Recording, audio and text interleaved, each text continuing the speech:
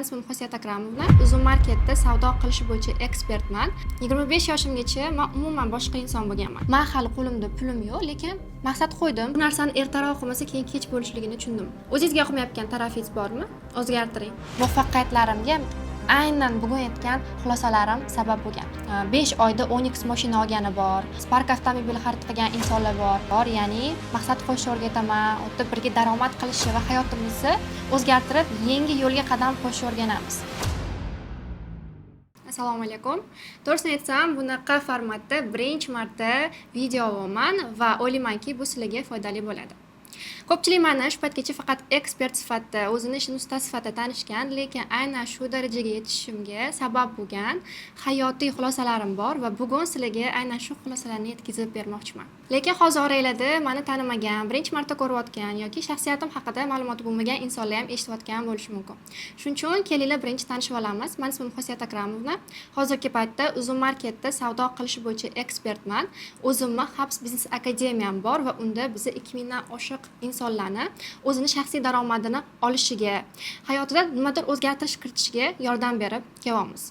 Komandamda 25 kishidan ortiq inson men bilan birga ishlaydi va ana shu etapgacha yetib kelgan holatimda hozirgi paytda meni o'zimni shaharda 3 xonali uyim, shahar markazida. Bundan tashqari ota-onamga qilgan sovg'alarim bor. Adamlarga mashina sovg'a qilganman, ota-onam umraga yuborganman. Ya'ni har yili o'zim kamida 2-3 oyda bir marta sayohatlarga chiqaman va aynan mana shu ishim orqali bu narsalarga erishganman. To'g'ri, bu ishim orqali bo'lgan, lekin mana shu ishimning o'zida shunaqa muvaffaqiyatga erishishimga bo'lsa, meni hayotda olgan ayrim tajribalarim sabab bo'lgan. Va bugun aynan shu haqida, ya'ni 28 yoshimgacha olgan 28 ta xulosamni sizlar bilan bo'lishaman. O'zi meni hayotim qachon o'zgarishni boshladi? 25 yoshimgacha men umuman boshqa inson bo'lganman. Lekin 25 yoshimdan keyin juda ham ko'p izlanishlar, o'qishlar, o'zimga sarflagan, bilimimga sarflagan tajribalarim asosida men hayotim o'zgarishni boshladi. Mana shu yoshdan keyin men bilimimga juda ham ko'p pul sarflashni boshladim. To'xtamasdan izlanishni boshladim va shu paytgacha bitta Malibuni pulini o'qishimga sarflab yubordim. 25 yoshimgacha qanaqa edim va hozir qanaqa bo'ldim? Bitta har bitta xulosamda sizlarga bo'lishib borishga harakat qilaman. Mana shu yoshimda men boshqalardan kutadigan, ya'ni hamma narsani, hamma yordamni boshqa insonlardan kutadigan inson edim. Nimaga menga ota-onam bunaqa qilib bermayapti? Nimaga men do'stlarim menga bunaqa xiyonat qilishyapti? Ya'ni har bitta harakatimda o'zim emas, boshqalarni ayblashga o'rgangandim. Demak, bizning birinchi xulosamiz faqatgina men o'zim sababchiman degan narsani bilish kerak. Ya'ni hayotingizda har qanaqa vaziyat bo'lishidan qat'iy nazar bunga sizning harakatlaringiz olib kelgan bo'ladi. Siz muvaffaqiyatga erishgan bo'lasizmi yoki qanaqadir kamchiligingiz bo'ladimi? Sizning oldingi qilgan harakatlaringiz mana shu holatga olib kelgan bo'ladi. Bunga hech kim aybdor emas. Ota-onangiz, qarindoshlaringiz, yaqinlaringiz, do'stlaringiz, ular faqatgina sizning hayotingizda qanaqadir sherik bo'lib berishi mumkin, lekin siz uchun hech qanaqa mas'uliyatni olishmaydi. Mana shu birinchi qilgan xulosam, ya'ni mas'uliyatni o'zimni bo'ynimga olish, hayotimni o'zimni qo'limga olishim meni hayotimni o'zgartirishni boshladi. Shuning uchun siz ham agar hozirgi holatingizda boshqalardan ayb qidiradigan, boshqalardan xafa bo'ladigan va hayotingizda boshqalar sizni mas'uliyatingizni olish kerak deb hisoblayotgan bo'lsangiz, hoziroq bu narsani to'xtating. Mana shu kundan boshlab, bugun to'xtatsangiz, bugundan siz o'zgarishni boshlaysiz. O'zingizni hayotingizni o'zingizni qo'lingizga olganingizdan keyin siz maqsad qo'yishni boshlaysiz. Ya'ni men o'zi hozir qayerdaman, qayerga ketmoqchiman, o'zim nimani xohlayman, meni ota-onam emas, meni yaqinlarim emas, men o'zimda qanaqa inson ko'rishni xohlayman deb maqsad qo'yishni boshlashingiz kerak. Maqsad qo'yish deganda mashina olish, uy olish yoki til o'rganish bunaqa katta maqsadlar emas. Birinchi bo'lib o'zingizni ichki holatingizni to'g'rilashdan boshlanadi. Bu kichkina narsa bo'lishi mumkin. Masalan, o'zingiz nimadir yegingiz kelyapti. Shu narsani hech kimga aytmasdan bitta o'zingiz borib yeb kelishingiz, bu ham bitta maqsad. Yedingiz, bo'ldi, maqsadingizga erishdingiz. Ya'ni kichkina narsalardan boshlashingiz mumkin. Ana undan keyin katta maqsadlarga, ularni amalga oshirishga o'tishni o'rganasiz. Demak, ikkinchi xulosa bizda maqsad qo'yishni o'rganish. Hozir yoshingizdan qat'iy nazar, agar siz hayotingizda bugungi kuningiz, ertangi kuningiz uchun maqsad qo'ymasdan shunchaki yashab o'tayotgan bo'lsangiz, maqsad qo'yishni hozirdanoq boshlang. Kerak bo'lsa, bitta nimadir 10 ta so'z o'rganishni ham maqsad qilib, mana shuni bugun tugatib qo'yishingiz mumkin. Muhimi boshlash. Uchinchi xulosam, ota-ona bilan munosabatlarni yaxshilash va ularni rozi qilish. To'g'ri, bugungi men sizlarga aytayotgan narsamda qanaqadir mo'jiza yo'q, katta qanaqadir o'zgartirish kiritish kerak bo'lgan narsalar yo'q. Lekin hozir men sizlarga aytayotgan hamma narsa meni hayotimda qo'llangan va hayotim o'zgarishiga sabab bo'ldi. Shuning uchun men 3-o'rinda, o'zi 1-o'ringa qo'ysam bo'ladi, ota-ona bilan munosabatlarni yaxshilash, ularni rozi qilish degan bo'lardim. O'zi men aynan 2023-yilda yoki 2024-yilda ota-onam bilan birga birinchi topgan pulimga niyat qilganman, umra safariga yuborib, ularga sovg'a qilishni. Ya'ni men hali qo'limda pulim yo'q, lekin maqsad qo'ydim, pul topishni, o'zimni o'zgartirish maqsad qo'ydim va birinchi qilgan maqsadim onamni ko'rganman, o'sha umraga borgilari kelyapti va maqsad qo'yganman o'zimga. Mana shu onam, otamga umraga borish sovg'a qilaman. Va onamga aytganman, ona 200 ming so'm berganman qo'llariga. Mana shu pulni oling, yig'amiz, sizni umraga yuboraman xudo xolasa, mana shu yil oxirigacha yoki yanvar-fevral oyida deb aytganman. Mayli deb xursand bo'lib olganlar va onamga bergan pullarim umraga bemalol yetardi, mana shu yanvar oyida ham, lekin men shunaqa darajada niyatim xolis bo'lganki, o'sha yanvar oyini o'zida ularga bergan pulimdan tashqari men alohida ota-onamga bilet olib, o'zimga bilet olib, ularga sovg'a qilib, kutilmagan bo'lgan bu narsa, chunki pul ularda turganda birga keyin ketganmiz. Va ana shu voqea sababli, ya'ni umraga borib kelgandan keyin hamma ishlarim zo'r yurishni boshlagan. To'g'risi, buni qanaqadir mo'jizasi bormi, men buni bilmayman, lekin aynan birinchi niyatim menimcha ota-onamga yaxshilik qilish bo'lgani uchun ham mana shunaqa hayotimda juda ham katta burilishlar bo'lgan deb o'ylayman. Balki sizni hayotingizda otangiz bo'lmasligi mumkin, onangiz bo'lmasligi mumkin. Ya'ni bu uchun inson hayotida o'sha yaqin insonlar bo'lish shart emas. Ichingizda o'sha insonlardan rozi bo'lish ham ularni o'sha rozi qilishga kiradi. Ko'pchilik ota-onamdan men bunaqa narsa kutgandim, menga qilib berishmagan, yoshligimda men bunaqa voqealar bo'lgan deb eslaydi. Lekin ota-onangiz sizga bo'lishganmi, ota-ona bo'lishmaganmi, ular qo'ldan kelganini qilishgan, sizni dunyoga keltirishgan. Mana shuni o'zi ham katta gap. Sizlar shuni o'ziga ham rahmat etib, hayotingizni davom ettirishingiz mumkin. Ichingizdan ota-onangizdan rozi bo'lish mana shu hayotingizni o'zgarib, yaxshi tomonga ketishingizga sababchi bo'ladi. Keyingi xulosam bu niyatlaringizni toza va yaxshi qilish. Niyat deganda biz ko'p narsani xohlaymiz, lekin ichimizda shubha bo'ladi. Mana shu narsa bo'lmaydi, yo'q, men bunga arzimayman yoki men bunaqa odamman, men bunaqa qila olmayman, meni qo'limdan kelmaydi deb niyatlariga boshida o'zi qilib, keyin o'zi to'sqinlik qiladi. Ya'ni ko'ryapti, insonlar ko'p narsaga erishyapti, lekin o'zini qanaqadir ajratilgandek, boshqachadek bular qilyapti, lekin men qila olmayman degan xulosalarga keladi. Men ham juda ham katta niyatlar qilardim, xohlardim hayotimda zo'r mana shunaqa uylarim bo'lishini, ota-onam xohlagan narsani olib berishi, umuman atrofdagilar menga havas qilishini xohlaganman, lekin yo'q, mendan bunaqa narsa chiqmaydi deb yana o'zimni to'sganman. Lekin inson Allohdan nimani so'rasa, u sizga hamma narsani beradi. Shuning uchun oldin niyatingizni toza qiling, xohlaganingizcha niyat qiling va unga chin ko'ngildan ishoning. Umuman sizda to'siq bo'lmasin, что men qila olmayman, men boshqachaman, men ulardan ko'ra yomonman degan his bo'lmasligi kerak. Bu hayotda Alloh hammamizni bir xil yaratgan va siz ham qila olasiz boshqalar qilgan ishni. Umuman olganda niyatingizni toza qilsangiz, yaxshi qilsangiz va unga 100% ishonsangiz, hammasi amalga oshadi. Hattoki hozir siz shu holatingizda ham men kelajakda bitta dengiz bo'yida 10 milliard dollarlik uyim bo'ladi deb niyat qilsangiz ham va o'sha narsa toza bo'lsa, bunga ishonsangiz, Alloh shuni sizga yo o'zingiz yo boshqa insonlar orqali yetkazib qo'yadi. Men bunga shu 100% amin bo'lganman, ko'rganman va sizga ham bugundan boshlab niyatlaringizni toza qilib, katta o'sha orzular qilishingizni tavsiya qilaman. Keyingisi bu o'zini ustida doimiy ishlash. Aytganimdek, 25 yoshimgacha faqat boshqalardan kutganim uchun men o'zim ustimda ishlash haqida o'ylamaganman. Hamma o'zini o'zgartirishi kerak, men emas degan fikrim bo'lgan. Lekin ana undan keyin har bitta topgan tiyinigacha bilimni faqatgina bilimga sarflashni boshlaganman. Bu bilim nima?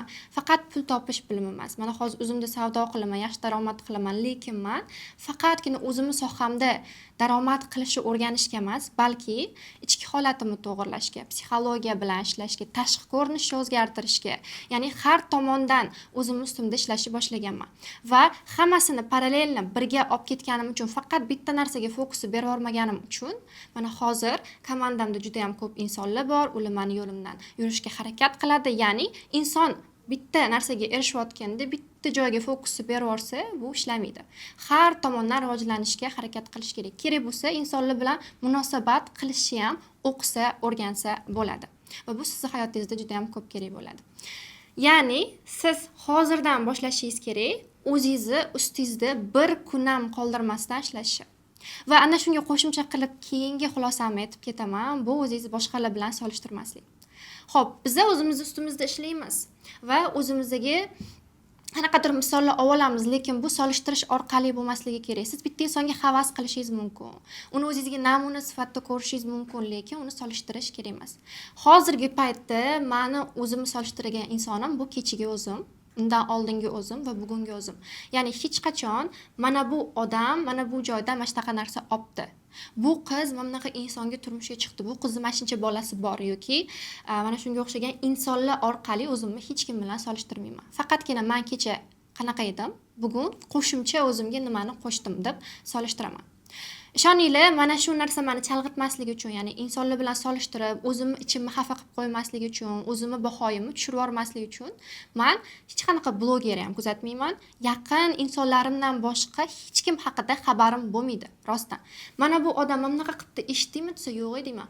Mana bunaqa odam mana bu narsani opti desa, yo'q, rostdan zo'r bo'libdi deb prosta havas qilib o'tib ketaman. Ya'ni meni atrofimdagi yaqinlarimdan boshqa insonlar haqida umuman ma'lumotim bo'lmaydi.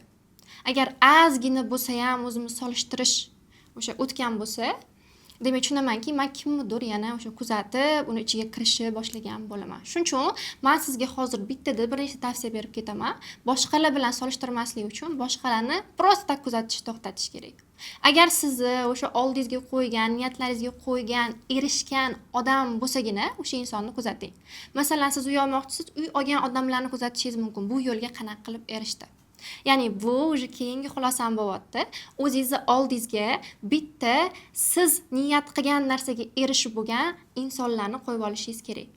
Bitta bo'ladimi, ikkita bo'ladimi, uchta bo'ladimi? Sizning maqsadingiz bor, unga erishmoqchisiz va kimdir unga erishib bo'lgan.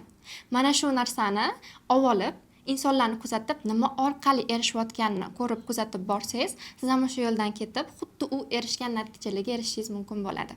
Keyingi olgan xulosam ko'pchiligimizga boshda qiyin bo'ladigan, lekin keyin juda ham mazza qiladigan bitta tavsiya bu yo deyishni o'rganish. To'g'ri, bizga yaqinlarimiz kelib nimadir iltimos qilsa, yo deyish qiyin. Lekin bu agar siz hayotingizni o'zingiz qo'lingizga olgan bo'lsangiz va o'z xohishlaringiz bilan, orzularingizda yashamoqchi bo'lsangiz, yo deyishni o'rganish shart. Kimdir keladi, bugun mana bu joyga boraylik, yur o'rtoq deydi. Lekin siz bugun maqsad qo'ygansiz, reja qo'ygansiz. Uni qilib bo'lmasdan siz o'sha insonga xo'p demasligingiz kerak. Mayli, boring, oldin mana shu narsani qilib bo'ling, keyin birga boramiz deb aytishingiz mumkin. Bu birinchisi. Yoki kimdir sizdan yordam so'rayapti, u narsa sizning qo'lingizdan keladi, lekin siz xohlamayapsiz bu narsani qilishni. Siz yodishni bilishingiz kerak. To'g'ri, sizning qo'lingizdan keladi. Faqatgina qachon rozi bo'lishingiz mumkin yoki u ham sizga shunga munosib nimanidir ajrata olsa yoki shuni to'lovini qilsa. Va bu norma narsa. Mana hozir men o'zim dars o'taman, to'g'rimi? Kurslarim bor, bilim beraman va bunga yaxshigina xarajat qilaman va mehnat qilaman. O'zim ustimda ishlayman, demayman, kerak bo'lsa o'zimni oila a'zolarimga ham bu narsani sotishga haqliman. Va bundan uyalmayman. Ya'ni bu tanishim ekan-ku deb unga shunchaki tekinga berib qo'ymayman shu narsani. Bu sizga hozir egoistlik bo'lib ko'rinayotgan bo'lishi mumkin, lekin siz ham hozirgi men holatimga kelganingizda nimaga bu gapni aytayotganimni kelajakda tushunasiz. Demak, biz yo deyishni o'rganishimiz va o'z huquqimizni, o'zimizni o'rnimizni hamma joyda bilishimiz kerak. Oxirgi 2 yilda men olgan keyingi xulosam bu doim pozitiv fikrlash. Bu nima degani? Hayotimda qanaqa voqea bo'lishidan, qanaqa xiyonat ko'rishimdan, qanaqa og'ir yuk olishimdan qat'iy nazar o'sha narsani ichidan men yaxshilik topa olaman. Kimdir menga xiyonat qildimi? Zo'r, muhimi men xiyonatkor odamlar qanaqa bo'lishini o'rgandim. Keyin safar bu xatoni qilmayman. Kimdir meni pulga tushirib ketdimi? Zo'r, demak bu ishda shunaqa narsa bo'lishi kerak ekan. Men buni endi insonlarga bildira olaman, bu yo'ldan qochishadi. Yoki kimdir meni besabab tuhmat qilib xafa qildimi? Zo'r, demak men shu ishni qilsam, men tuhmat olishim mumkin ekan. Keyingi safar deb xulosa qilib ketaveraman. Ya'ni hech qaysi vaziyatda boshida ozgina xafa bo'lsam ham, o'sha pozitiv fikrlashga o'tib ketaveraman. Men sizga buni 100% tavsiya qilaman. Agar hayotingizda yaxshiliklarni ko'rishni, yaxshiliklarni izlashni boshlasangiz, Alloh sizga har bitta sinovni, har bitta bergan narsasini bekorga bermayotganini, hammasini orqasida sizga plyusga ishlaydigan narsa borligini ozgina vaqt o'tgandan keyin tushunib yetishni boshlaysiz. Keyingi sizga beradigan xulosam bu hayotni qiyinlashtirmang. Hayotni shunchaki o'yin sifatida ko'raman. Oldin bu xato qilyapti. Men bu ishda xato qildim. Meni bunaqa qilishga haqqim yo'qdi derdim. Hayotda polni to'g'ri inson bo'lib yashashga harakat qilardim. O'zimga ham xato qilishga ruxsat bermasdim. Yon atrofimdagi insonlarni ham xato qilishiga umuman chidolmasdim. Bittada kechirmasdan kechib ketardim. Lekin hozir o'zimga ham va yaqin atrofimdagi insonlarga ham xato qilishga ruxsat beraman. Bu sizni hayotingizda qiziqarli bo'lishiga va yengilroq o'tishiga va maqsadlaringizga osonroq erishishingizga yordam beradi. Chunki inson ideal emas, ideal bo'lishga majbur emas. O'zi inson so'zini qaysidir bitta ma'nosini tajribasida unutuvchi, xato qiluvchi ma'nolar kelib chiqadi. Ya'ni biz bu dunyoga tushirilganda o'zi xato qilish uchun kelganmiz. Shuning uchun birorta xato qilsangiz, o'zingizni ayblamang. Bugungi rejangiz qanaqadir sabab bo'lib o'xshamadimi? Mana maqsad qo'ydingiz, bugun qilmoqchi edingiz, lekin kasal bo'lib qoldingiz. Tanishingizda qanaqadir ishingiz chiqib qoldi yoki apparatingiz buzilib qoldi, telefoningizda qanaqadir muammo chiqib qoldi va bularning hammasi norma. Siz o'zingizni men bugun shu narsani qila olmadim yoki mana shu insonga va'da berib bajara olmadim. Siz eng muhimi qo'lingizdan kelgan eng maksimal narsani qilsangiz bo'ldi. Maksimalini qilsangiz, o'zingizdan o'sha joyda rozi bo'ling va o'xshamaganiga ham bu yoqqa rozi bo'lishingiz kerak. Har doim ana shu narsani qo'llasangiz, hayotingiz ancha yengil bo'ladi, oson bo'ladi va uzoqroq yashab, chiroyli yashab o'tasiz. Men o'zimning bitta gapim bor. Hayotni o'yin sifatida ko'rish kerak. Ya'ni jiddiy narsa deb tushunish kerak emas. O'ynaysiz, yutqazasiz, qayerdadir yutasiz, qayerdadir sizga podarka berishadi, qayerdadir sizni chiqarib yorishadi o'yindan, qayerdadir siz o'lasiz. Ya'ni hayotdan xuddi shu o'yinga o'xshagan narsa. O'ynayapman deb hisoblab yashang va qoidalarga amal qilib yashang. Shunda yengil, oson maqsadlaringizga erishasiz. Yillar o'tgan sari mendagi keyingi xulosa bu uyqu. Oldin aytardim, inson 8 soat uxlashi shart emas. Kuniga 3-4 soat, 2 soat uxlaganman, to'g'risi. Juda ham uzoq yillar davomida menda darslar, ishlar ko'p bo'lib, to'g'rirog'i o'zimga shunaqa ko'paytirib yuborib, nima deydi, bosim bilan ishlaganman. Lekin 25 yil shunaqa yashadim, hech narsa o'zgarmadi hayotimda. Uyqudan ham kechdim, hayotdagi qanaqadir quvonchli paytlardan ham kechdim, lekin hech narsa o'zgarmadi. O'qidim, o'rgandim va tushundimki, inson o'sha 8 soat o'ziga kerakli vaqtda to'ldirib uxlash kerak. Agar 8 soat uxlamaydigan bo'lsangiz, sizda uzoq vaqt ishlaganingiz bilan fokus bilan ishlay olmaysiz. Undan ko'ra 8 soat uxlang, 1 soat ishlaganingiz, o'sha ertalab 8 soat uxlab turib, choyingizni ichib 1 soat ishlaganingiz sizni kun bo'yi uxlamasdan qilgan ishingizdan ham ancha manfaatliroq bo'ladi. Shuning uchun farqi yo'q, siz 11 da uxlaysizmi, 2 da uxlaysizmi, har kuni bir xil vaqtda uxlab, bir xil vaqtda turib 8 soat uxlashingiz o'zi yetarli bo'ladi. Men sizga aytmoqchi emasman, kechqurun 10 da uxlang, ertalab 6 da turing deb. Yo'q. Masalan, men o'zim ham 1 da ham uxlashim mumkin, 12 da ham uxlashim mumkin, lekin 8 soat normada uxlayman va turaman, tiniqib keyin ishlarimni davom ettiraman. Keyingi xulosam bu sog'liqqa qarash. Bu sizga hozir oddiy eshitilishi mumkin. Hozir balki siz yoshroqdirsiz, sog'lig'ingiz bo'yicha muammo yo'q deb o'ylashingiz mumkin. Yoki kattasiz, o'sh bo'ldi, o'tib ketdi, shart emas, faqat kasal bo'lsam boraman deb harakat qilayotgan bo'lishingiz mumkin. Lekin men o'zim yoshligimdan doim sog'lig'imga qarab o'rganganman. Ya'ni meni ota-onam har doim kichkina qanaqadir muammo chiqsa ham yoki hech narsa bo'lmasa ham shunchaki profilaktika uchun ham doim tekshiruvlardan o'tkazib turishgan. Va katta bo'lib men shu narsaga o'rganganman. To'g'ri aytaman, hozir men hayron bo'laman. Ota-onam oddiy o'rtahol oila. Qayerdan shuncha pul olishgan? Men doktor olib borib, tekshirtirib, sog'lig'imga qarab yurishga degan savollar menda bo'ladi. Lekin men katta bo'ldim. Men sog'lig'imga qarash uchun ham menga pul kerakligini tushundim, unga vaqt ajratish kerakligini tushundim va bu narsani ertaroq qilmasa keyin kech bo'lishligini tushundim. Chunki men hozir o'zim tadbirkor bo'lsam, meni tanishlarim bor, 40 yosh, 50 yosh bo'lgan tadbirkor yaqin insonlarim bor. O'sha birga ish qiladigan insonlarimiz bor va juda ham ko'pini hayotida sog'lig'i bo'yicha muammosi bor. Ya'ni juda ham o'tkazib borgan, chet elga borib davolanib keladi yoki o'sha qaramagani uchun vaqtida katta kasallikligi ishlanadi. To'g'ri, hamma narsa Allohdan, lekin baribir inson o'zini asrab avaylishi kerak deb hisoblayman. Faqat ish uchun mana shu maqsadimga yetaman deb sog'lig'i ham unutib qo'yish kerak emas. Har doim har qanaqa vaziyatda siz o'zingizni bo'lsa orada tekshirtirib turib, sog'lig'ingizga qarab yurishingiz kerak va ana shunda sizda fokus ham bo'ladi. Bitta katta kasal bo'lib qolib, uzoq muddatga ishingizdan voz ham kechmaysiz yoki yaqinlaringizdan uzoq bo'lmaysiz. Doimiy shu joy-joyida lecheniya olib, uzoqroq umr ko'rasiz, chiroyli yashaysiz va hayotdan xursand bo'lib yashaysiz. Shuning uchun sizga ham men tavsiya qilgan bo'lardim. Masalan, men hozir ota-onamdan juda ham minnatdorman, sog'lig'imga qarashni o'rgatgani uchun.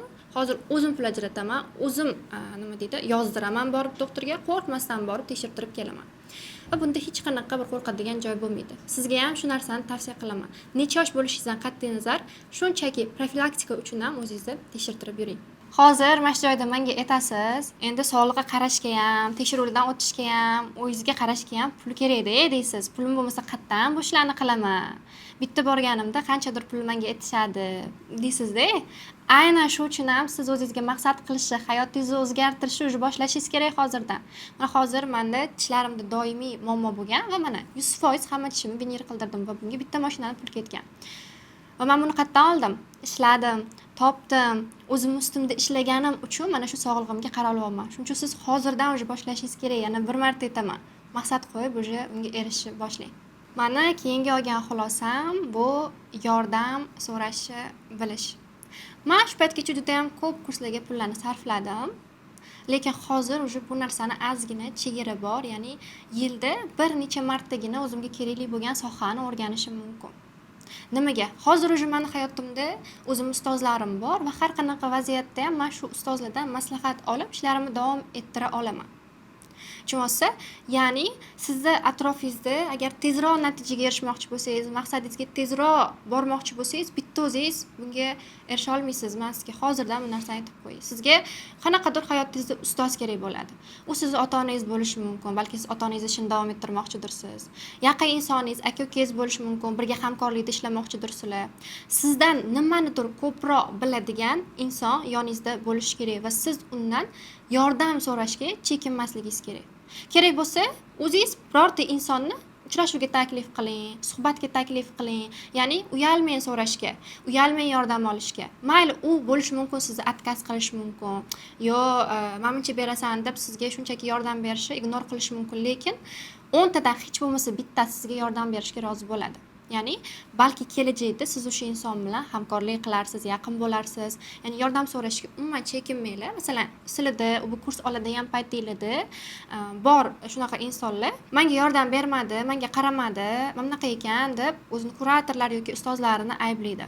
Lekin o'sha inson shu gapni o'rniga borib yordam so'rasa, borib ofisiga boradimi yoki o'ziga boradimi? O'sha narsani so'rasa hech kim uni ignor qilmaydi. Yo, bo'ldi, men senga yordam bermayman demaydi. Shuning uchun siz harakat qilishingiz kerak. O'zingiz birinchi qadam tashlab insonlardan yordam so'rashga va yo'q degan javob eshitishga tayyor turishga. Bu hech narsa emas, zarari yo'q. Keyingi men olgan xulosam bu sayohat. Sayohat deganda men chet davlatlarga borib kelishni aytmayapman. Hozirgi paytga qadar men 10 ga yaqin davlatda bo'ldim, lekin men chet davlatiga chiqishga holatim, mablag'im yoki ruxsatim yo'q bo'lgan paytda ham har doim atmosferamni alishtirib turganman. Ya'ni yangi joylarga, tabiat qo'yniga borish, qanaqadir o'zingizni qiziqtirgan, hozir masalan trend bo'layotgan joylarni borib, ko'zingizni quvontirib kelish. Ya'ni inson bitta joyda, bir xil atmosferada o'tiraversa, uni ish hajmi, ishlaydigan o'sha nima deydi, energiyasi tushib ketadi. Har doim har xil joylarda ishlab ko'rish kerak, almashib, toza havo olib, ozgina bo'lsa ham o'zingizni xayollaringizni, chegalaringizni yozib kelishingiz kerak bo'ladi. Va ana undan keyin siz o'sha holatingiz yaxshilangandan keyin sizga bu narsa o'zi kamlik qilishni boshlaydi, chunki siz talablaringiz ham oshishni boshlaydi. Ana undan keyin chet davlatlarga sayohat qilishni boshlasangiz bo'ladi.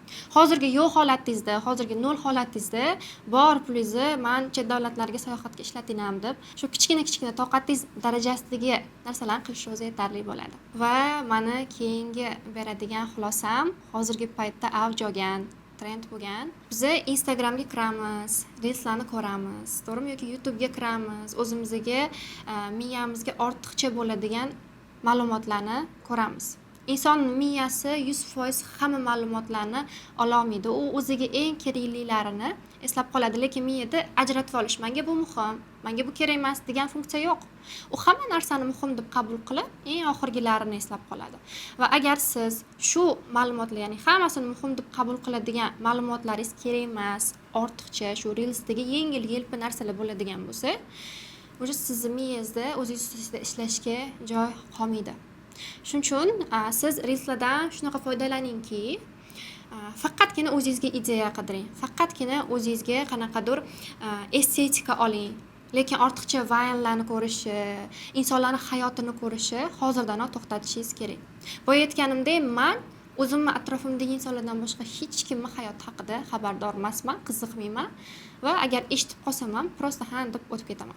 Sizga ham aynan shu narsani tavsiya qilaman. Miyani yangi bilimlar uchun doimiy bo'shatib yurishimiz kerak. Keyingisi, kichkina narsalarda ham o'zingizni xursand qilishni o'rganish. Men oldin o'zimni qilgan yutuqlarimni unaqa mensimasdim. Yo, men bu odam bundan ham zo'rini qilgan, yo, men bu odam yoki o'rtog'im mendan ham zo'r qilgan bu narsani deb o'zimni doim shu faqat minus tomonimga e'tibor qaratardim. Lekin hozir kechigidan ko'ra yaxshiroq narsaga erishdimmi bugun? Srazuni o'zim bilan o'zim nishonlayman. O'zim bilan, yaqinlarim bilan ularni xursand qilish orqali kerak bo'lsa nishonlayman. Ya'ni bugun bitta 10 varaqli kitobni o'qib tugatsam ham kecha buni qila olmagandim. Bugun qildim, bugun epladim. Endi meni haqqim bor o'zimga nimadir sovg'a berishga yoki ko'chada chiqib o'zimga yoqqan joylarim bor aylanib kelishga. Ya'ni bitta o'zingizni majburlab qildingiz, o'zingiz ishlash uchun nimadir qildingiz. Ana endi o'zingizga yoqadigan narsani ham qilib, o'sha tengma-teng 50-50 qilib u narsani yopish kerak. Agar faqatgina bir tomonga e'tibor beradigan bo'lsangiz, faqat o'yin kulgu yoki faqat o'zingizni xursand qilish yoki faqat o'zingiz ustingizda ishlab o'zingizni xursand qilishni bilmaydigan bo'lsangiz, qayerdadir portlaysiz va juda ham katta depressiyaga kirib qolishingiz mumkin.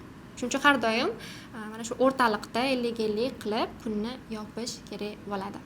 Shu yerda men sizlarga o'zimni kichkina sirimni aytaman. Ko'pchilik menga aytadi, men turk seriallarini, Disney deb aytiladi, ko'raman va kechqurun bu narsani qilaman. Ko'pchilik aytadi, "Sizni ham shu serial ko'rishga vaqtingiz bormi, ustoz?" deyishadi. Lekin men bu uchun alohida qanaqadir vaqt ajratish kerak yoki vaqt bo'lishi kerak deb hisoblamayman. Menga bu narsa yoqadi. Men turk tilini yaxshi ko'raman va unutmasligim ham kerak va o'sha narsa menga yengillik beradi, miyam dam oldiradi. Demak, men kuni bo'yi ishladimmi, bu narsani ham qilishga haqqim bor deb hisoblayman. Sizga ham tavsiya qilaman, agar u narsa sizga maksimal ishlashingizga yordam berayotgan bo'lsa, yengilroq narsalarni ham to'xtatib qo'ymaslik kerak. Keyingi beradigan tavsiyam bu toksik insonlarni hayotingizdan uzoqlashtirish yoki umuman chiqarib tashlash kerak. Men oldin meni bu yaqin insonim, qachondir biz birga yaxshi kunlarni kechirganmiz, eski do'stim deb men hozir hayotimga zarar berayotgan insonlarni ham o'sha yonimda olib yuraverganman. Ularni menga berayotgan, meni hayotimdagi berayotgan zararlarini ham qabul qilganman. Uni hayotda qanaqadir negativ bo'ladi, doimiy negativ fikrlaydi. Men bu allaqachon negativ fikrlashdan chiqib ketganman. Men o'zim ustimda ishlab rivojlandim. U bu narsani xohlamadi. Ya'ni bizani yaqin insonimiz bo'lsa ham yoki hayotimizga yangi kirib keladigan shunaqa insonlar bo'ladi, bizani maqsadimizdan chalg'itadi. Mana shu insonlardan uzoqroq yurishga va agar imkoni bo'lsa, hali yangi tanish bo'lsa, unda hayotimizdan chiqarib yuborishga harakat qilishimiz kerak bo'ladi. Shart emas siz o'sha yoshlikdagi meni tanishim, menga qanaqadir yaxshilik qilib qo'ygan deb butun umr uni negativini qabul qilib hayotingizni og'irlashtirishingiz shart emas. Unga oldin to'g'ri tushuntirish kerak. Menga shunaqa ta'sir qilyapti deb, agar bu narsani tushunmayaptimi, bo'ldi, o'sha o'tmishda qoldirib, hozirgi bugun erta uchun yashash kerak. Va buni 100% aytaman sizlarga, bu normal. Hamma ham sizda hayotingiz boshidan oxirigacha birga bo'lish uchun kelmaydi. Qanaqadir vazifasini bajaradi, ketadi va bu ham normal. Sizlarga bitta oddiy misol keltiraman. Hayotda shunaqa insonlar bo'ladi. Siz o'zingizga maqsad qo'ydingiz, ishonyapsiz, lekin atrofdagilar bunga ishonmaydi. Qo'ysangchi, o'zing biladigan ishni qilsangchi, yurgan yo'lingdan yursangchi yoki eshitib qolasiz chetdan siz haqingizda, sizni oldingizga maqsadingiz haqida aytib kuladi ustingizdan. mana bunaqa qilayotgan ekan, mana bunaqa qilmoqchi ekan deydi. Va iloji boricha shunaqa insonlarni ham hayotingizdan uzoqlashtirishingiz kerak bo'ladi. Chunki u o'zingizni ishonchingizni so'ndiryapti va sizga ham ishonmayapti. Bu degani demak u sizni yaqin inson sifatida ko'rmaydi. Agar yaqin, yaxshi ko'radigan inson bo'lganda hayotda bu ishni qilmagan, doim nima bo'lishidan qat'iy nazar san to'g'risan, san ishonaman deb turgan bo'lardi. Hozir men sizlarga aytayotgan narsalarimni 28 ta xulosani birinchi o'rin, ikkinchi o'rin deb ketmayapman. Yaxshilab e'tibor beringlar. Bularning hammasi birdek kerak. Ya'ni birinchi buni qilishim kerak ekan, ikkinchi buni qilishim kerak ekan degan narsa yo'q. Hammasini parallelni to'g'ri ravishda qilib borsanglar, o'ylaymanki sizlarga ham foydali bo'ladi. Bizda keyingi meni olgan xulosam, o'sha 28 yil yashagan bo'lsam, bu moliyaviy savodxonlikni har bitta inson bilishi kerak. Men o'zi kichkinaligimdan pul yig'ishni yaxshi ko'rganman. Nimadir pul topsam yoki yaqinlarimga xursand qilib, bir qismini olib investitsiya qilishni yaxshi ko'rganman. U farqi yo'q. O'zimga daftar bilan ishlayotgan bo'lsam, bitta daftar sotib olishim mumkin. Kichkina qizligimda yoki o'sha meni soham dizayn bo'lgan, o'zim ustimda ishlashga qanaqadir qog'oz kerakmi? Oldin qog'oz kerakligini bilardim va o'shanga men qayerdandir ishlab pul topardim va qog'ozga investitsiya qilardim. Men yana ham rivojlanardim. Mana shundan boshlangan va katta bo'lgan sari bu kurslarga aylandi. Yoshligimdan men xohlaganman qimmat kurslarda o'qishni, o'sha qimmat kurslarda o'qiydigan insonlarning atrofida bo'lib, ularga o'xshashni xohlaganman. Va bunga mana o'sha moliyaviy savodxonligim yordam bergan. Nima degani bu? Inson topgan pulini nech pul topish muhim emas, uni qatga ishlatayotgani muhim. Siz bo'lish mumkin hozir qo'lingizda bir 500 ming so'm bo'lishi mumkin topayotgan pulingizda yoki 5 million yoki 50 million bo'lishi mumkin. Shunaqa insonlar bor, topishi bilan uni qatga ishlatishni o'ylaydi. Agar siz shunaqa bo'lsangiz va shu yashashda davom etsangiz, bu hayotda hech narsaga erishmaysiz. Oldin qanchadir qismini olib qolinadi, eng kerakli qismiga qanchadir qismini beriladi va o'z ustiga ishlashga ham mablag' ajratilib qo'yiladi. Holatingizdan kelib chiqib. Agar kurs sotib olishga pulingiz yo'qmi, o'zingiz ustingizda ishlashga, YouTube'ga, internetga to'lang qo'lingizdagi pulingizni. Yoki har xil podpiska bo'ladigan kanallar bor. Podpiskasi pulli bo'lgan, arzon bo'ladi. Ana shunaqalarga to'lang. Aytmoqchiman, moliyaviy savodxon bo'lib, pulingizni olishingiz bilan kiyimga yoki qimmatbaho narsalarga ishlatishni o'ylamasdan, birinchi 3 yilligingizda faqat o'zingizni ustingizda ishlashga va investitsiya kiritishga harakat qilsangiz, u yog'iga pulni o'zi sizni topib kelishni boshlaydi, rivojlanishni boshlaysiz, xohishlaringizga erishishni boshlaysiz. Keyingi qilgan meni xulosam bu tashqi ko'rinish muhim. Siz aytishingiz mumkin, insonning ichki qalbi chiroyli bo'lishi kerak, bilimidagi, miyasidagi bilimi zo'r bo'lishi kerak, tashqi ko'rinish muhim emas deb. Lekin hozir bizlarni o'zimizni O'zbekiston sharoitida insonlar birinchi sizni tashqi ko'rinishingizga, yurgan yo'lingizga, qayerlarga borayotganingizga, nima mashina minishingizga, qayerda yashashingizga qaraydi. Ya'ni siz agar hozir qo'lingizda bunaqa narsalar yo'qmi, eng maksimalida chiroyli bo'lishga, chiroyli yurishga, estetikroq yashashga harakat qilishingiz kerak. Har oyda o'zingizni tashqi ko'rinishingiz uchun yoki yashash tarzingiz uchun qanaqadir harakat qilishingiz kerak. Bu pulli harakat bo'lishi shart emas. Va sizlarga ayta olamanki, tashqi ko'rinish 100% ta'sir qiladi insonda muvaffaqiyatga erishishda. Shuning uchun agar siz o'zingizga yoqmayotgan nimadir jihatingiz bormi, uni to'g'rilashga harakat qiling. Bu nimaga kerak? Agar inson tashqi ko'rinishdan o'zi xursand bo'lmasa, ya'ni muvaffaqiyat qozonishiga ham ishonmaydi. Yo'q, men bunaqaman, kameraga chiqishga uyalaman, odamlarga gapirishga uyalaman yoki o'sha yaxshi gapira olmasa, nutqini ravon gapira olmasa, yo'q, men to'g'ri gapira olmayman deb uyaladi va muvaffaqiyatdan qochadi. Vaholanki, agar chiqqanda insonlar shundoq ham u holatda qabul qilardi. Prosta inson qanaqa tashqi ko'rinishda bo'lishidan qat'iy nazar, ko'rinishdan o'zi rozi bo'lishi kerak. O'sha holatda keyin bemalol ishini davom ettira oladi. Shuning uchun o'zingizga yoqmayotgan tarafingiz bormi? O'zgartiring. Pulim yo'q, o'zgartirishga desangiz, pul ishlashni boshlashingiz kerak. Motivatsiya bo'ladi. Keyingi olgan meni xulosam bu kibr qilmaslik. Men oldin o'ylardim, odamlar har xil bo'ladi. Kimdir nimadir qila oladi, kimdir nimadir qila olmaydi va yaqinda tushunib yetdimki, bu ham kibrga kirar ekan, ya'ni odam ajratishga. Bu hayotda hamma teng, hamma o'qisa o'rgansa qila oladi. Shunchaki kimdir qobiliyati nisbatan boshqaga qaraganda yaxshiroq bo'lishi mumkin, lekin bu umuman hech kimda yo'q degani bo'lmaydi. O'sha umuman qobiliyati yo'q bo'lgan inson ham ozgina o'zini ustida ishlasa, ko'proq vaqt ajratsa, xuddi yonidagi inson kabi muvaffaqiyatga erisha oladi. Va yonidagi insonlardan yordam so'ramaslik ham yoki kimnidir o'zidan zo'r deb bilish ham.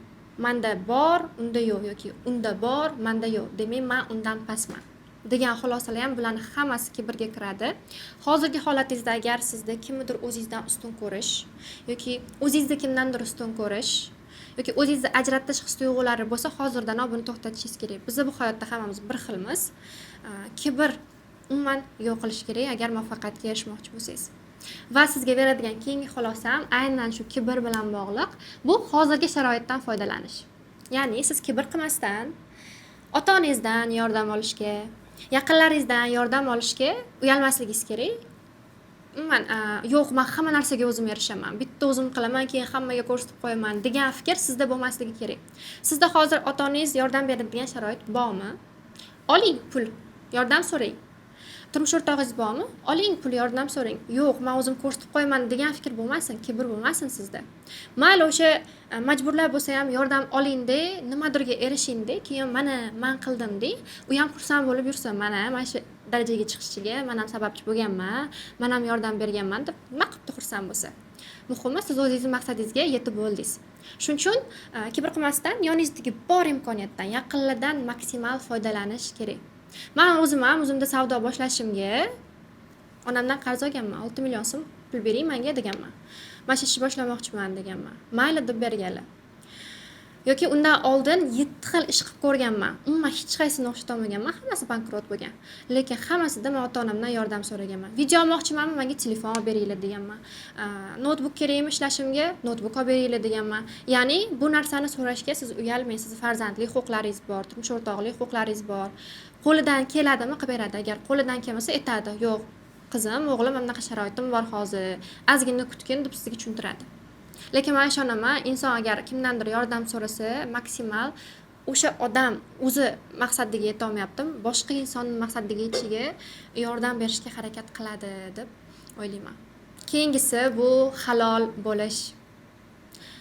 Bu halollikni inson har xil tushunadi, lekin men tushunaman, hozir sizni dunyoqarashingiz bo'yicha ichingizdagi odamni o'zi aytadi, bu to'g'ri deydi, bu noto'g'ri deydi. Qo'y, bu bizga to'g'ri kelmaydi deydi.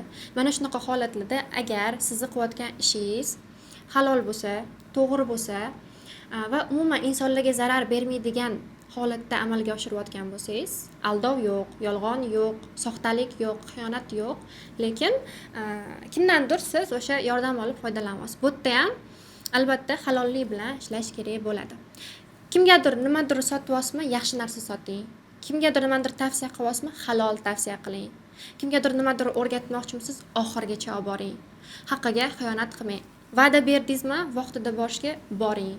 Va'da berdingizmi, birga boramiz deb amalga oshiring. Ya'ni halol bo'lsangiz va gapingizda turishni boshlasangiz, ana shunda siz atrofingizda sifatli, haqiqiy insonlar yig'ilishi boshlaydi. Siz qanchalik halol ishlamaysiz, insonlarga va'da berib bajarmaysiz, o'zingizni ichingizdagi noto'g'ri deb turgan paytda ham pul topish uchun yoki qanaqadir maqsadingizga erishish uchun insonlardan noto'g'ri foydalanasiz, shunchalik orqaga ketib tubsizlikka qarab ketishni boshlaysiz. Men sizlarga hozir mana shuncha xulosalarimni aytdim va oxirgi xulosa sifatida eng muhimi hozirgi holatingiz bu hammasini bajarishga ham moddiy, ham ma'naviy holatingiz yetishi kerak. Ya'ni siz o'zingizga shu ishlarni bajara oladigan, muvaffaqiyatingizga sabab bo'ladigan soha tanlashingiz kerak. Men sizlarga hozir shuncha narsa aytdim. 25 yoshdan keyin hayotim o'zgardi, mana shu ishlarni qildim dedim, lekin men 25 yoshdan keyin o'zimga kirishni boshladim, ya'ni daromad qilishga, o'zimga to'g'ri yo'nalish tanlashni boshlaganimdan keyin hayotim o'zgarishni boshladi. Undan oldin aytganimdek 7 xil ish qilib ko'rganman, ateliye ham ochib ko'rganman, o'quv markazi ham qilib ko'rganman yoki o'sha o'zimni sohamga yaqin ishlarda ham ishlab ko'rganman. Institutga bitirgan soham bo'yicha ishlaganman. Polniy qizilga bitirganman hamma narsani. Lekin bu hamma bilimim, shuncha olgan narsam menda 25 yoshgacha ishlamadi. Nima uchun? Men noto'g'ri o'zimning maqsadlarimga mos kelmaydigan yo'llardan yurganim uchun. Va men hozir 28-tavsiya sifatida sizga shuni beraman.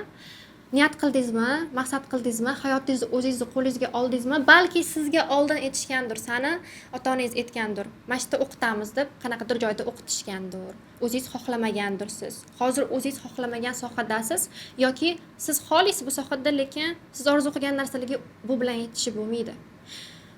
Demak, siz hozir mana shu narsani o'zgartirishingiz kerak. Ya'ni maqsadingizga mos pul olib keladigan yoki o'sha sog'lig'ingizga qarashga sharoit yaratib beradigan ishni tanlashingiz kerak. Men o'zimdan misol qilib keltiraman sizga. Nimaga men sog'lig'imga bemalol qarayman, nimaga lechenialarimga vaqt sarflayman? Chunki menda hozir o'zimda savdo qilaman, bemalol vaqtim. Xohlagan vaqtim, xohlagan joyimda bo'lib turib pul topa olaman.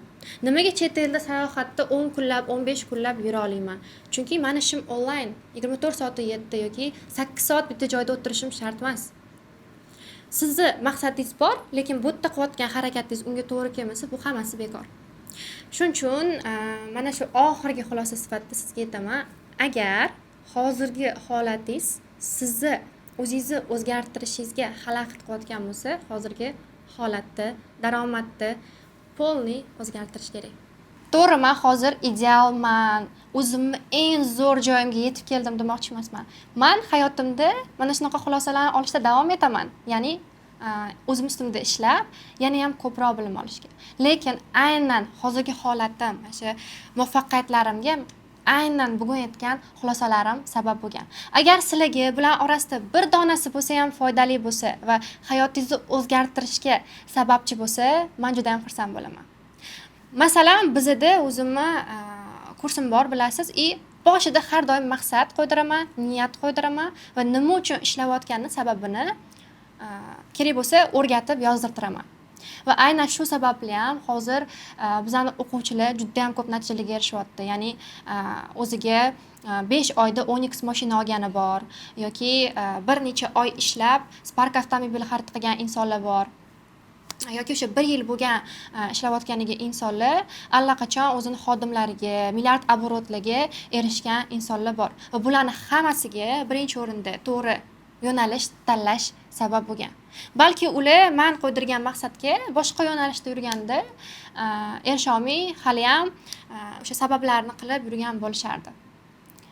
Agar sizga ham hozir mana shu aytgan xulosalarim foydali bo'lgan bo'lsa va siz ham men yurgan yo'ldan yoki o'sha o'quvchilarim yurgan yo'ldan yurib muvaffaqiyatga erishmoqchi bo'lsangiz, meni o'zimni mega uzun dasturim bor, ya'ni maqsad qo'yishni o'rgataman, o'tda birga daromad qilishni va hayotimizni o'zgartirib, yangi yo'lga qadam qo'yishni o'rganamiz.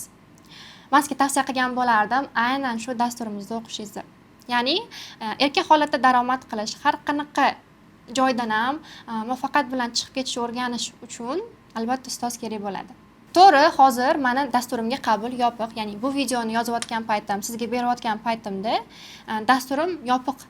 Lekin hozir men sizga bitta zo'r maxsus taklif beraman va siz bu taklif orqali meni dasturimda yaxshi daromad qilishni o'rganishda o'zingizga eng chegirmali, eng bonusli holatda yozib olishingiz mumkin bo'ladi. Agar sizga meni hayot yo'lim, meni qiziqishlarim, meni erishgan natijalarim yoqqan bo'lsa, qiziqqan bo'lsangiz, unda mana shu dasturimga oldindan ro'yxatdan o'tib qo'yish taklif qilaman. Ochilgan paytda sizga bizning menejerlar aloqaga chiqishadi. O'zi qanaqa kasb bu, nima ish qilish kerak, qanaqa qilib o'zim ham bu darajaga chiqdim. Bu haqida ham alohida video darslarimiz bor. Ularni sizga bepulga berishadi va eng zo'r bonusli joylarni sizga ko'rsatishadi.